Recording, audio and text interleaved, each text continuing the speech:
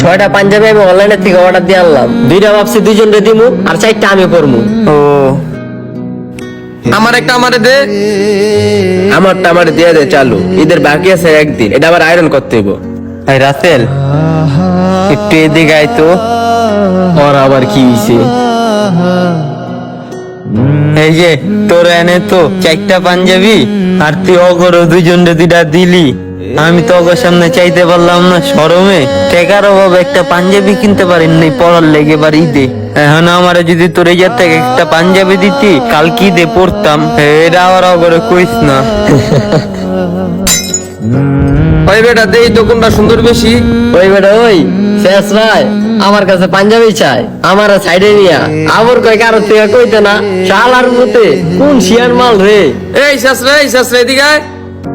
কি অন্য মাসে নতুন কিছু দেখলি কি লোভ সামলাতে পারস না? দেখলি কি চাইতে মন চায়? ভাই আমার পাঞ্জাবি কেনার হয়তো ক্ষমতা আসিল না, কিন্তু আত্মসম্মানটা তো আছে।